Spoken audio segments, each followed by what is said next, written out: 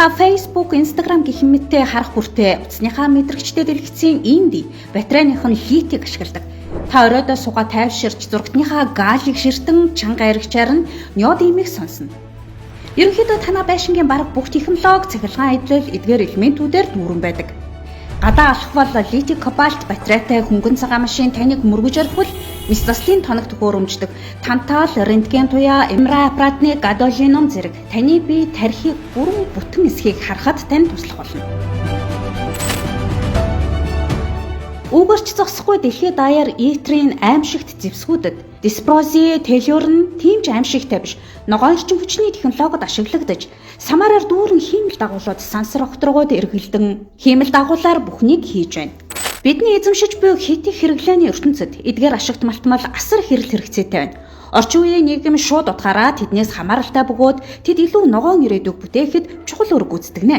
Гэсэн хэдий ч тэдгээрийг олборлох, боловсруулах нь геополитикийн асуудал болсоор байна. Өнөөдөр дэлхийн улс орнуудын засгийн газрын ховор элемент буюу чухал ашигт малтамлыг геополитикийн гол зэвсгээ гэж тодорхойлж байна.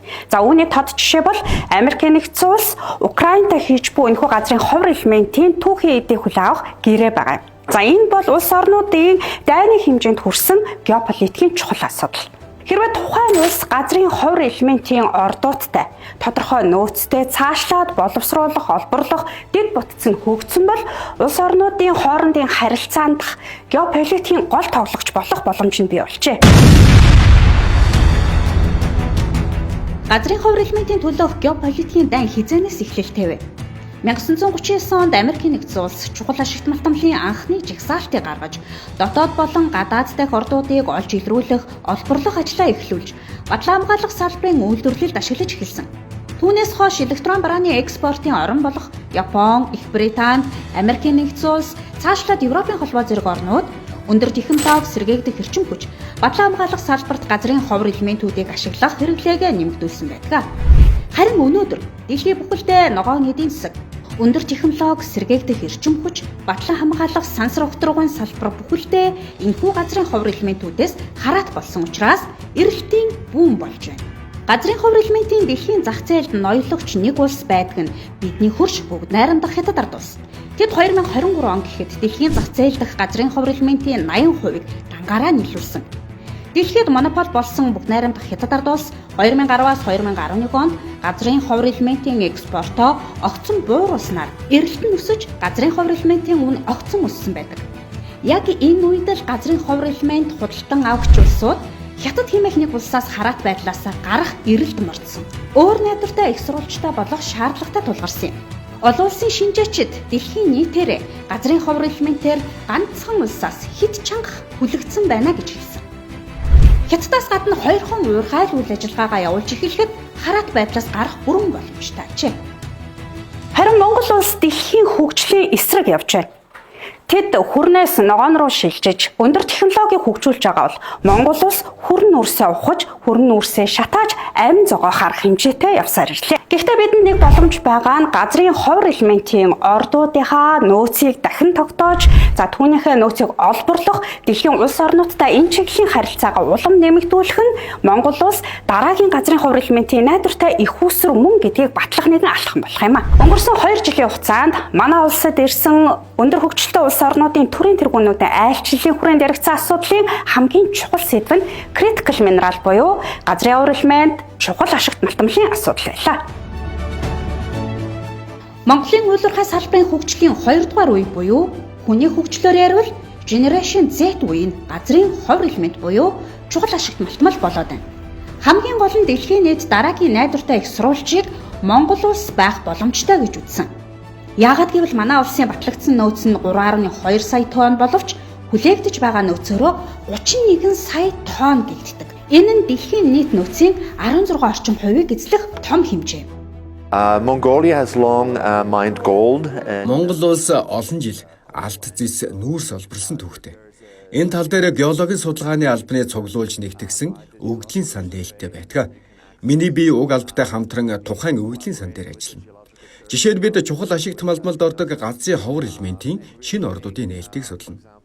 Стэнфордын сургууль газрын ховор элементүүдийн талаар жижиг судалгаа хийсэн. Монголч энэ салбарын өгөгдлийн сан маш сайн. Чухал ашигт малтмалд багтдаг батарейд ордог графит болон лид зэрэг эдгээр элементүүд дээр бид төвлөрч ажиллах юм. Мөн зэсэн цаашид маш чухал үүрэг гүйцэтгэнэ гэж боддог.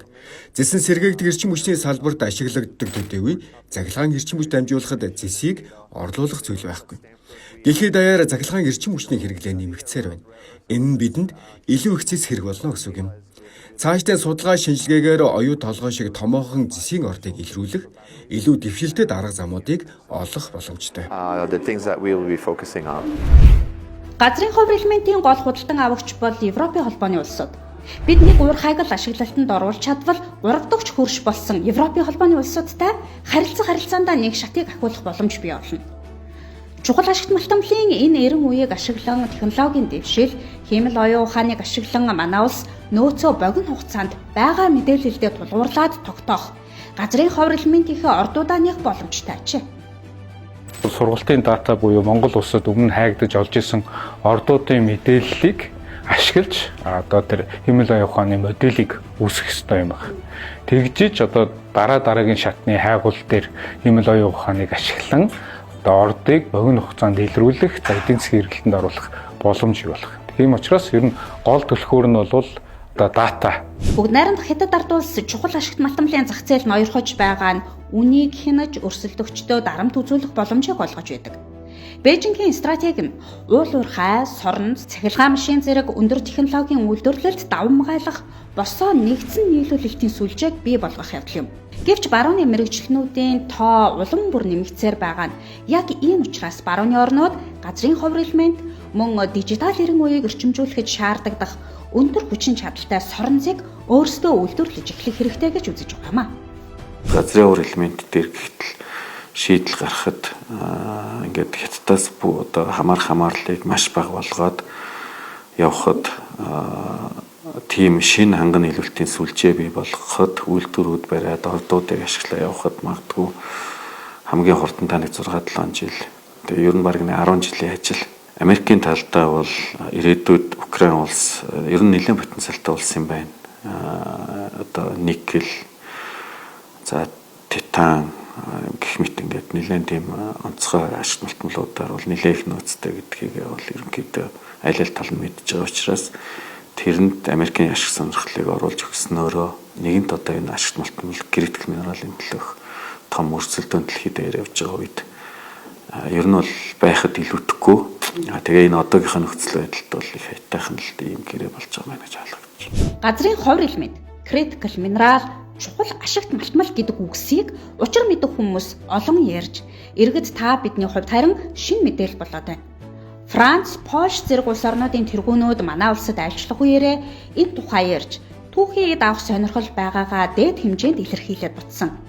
Өнгөрсөн 7 хоногт болсон олон улсын валютын сангийн энэ оны хаврын уулзалтаарч дэлхийн томчууд газрын ховор элемент, чухал ашигт малтамлаа хайх, олборлохыг улс орнуудад уриалж хөрөнгө оруулахад бэлэн байгаагаа ч илэрхийллээ. Чухал ашигт малтамлын дараагийн найдвартай их үүсвэр гэж нэрлэгдэж байгаа манай улсын хувьд нөөцөө дахин тогтоох, түүнийг боловсруулах, олборлох, түүхийн эдийн зах зээлд бид ямар замаар оролцох боломжтой вэ гэдэг дараагийн түвшинд бодлогын хэмжээнд яригдах асуудал болоод байна. За үүнд бидний мартаж болохгүй нэг зүйл бол газрын ховор элемент, чухал ашигт малтамлын зах зээлд ноёлсоор байгаа бүгд найрамдах Хятад ард улс манай мөнхийн хөрш гэдгийг мартаж болохгүй.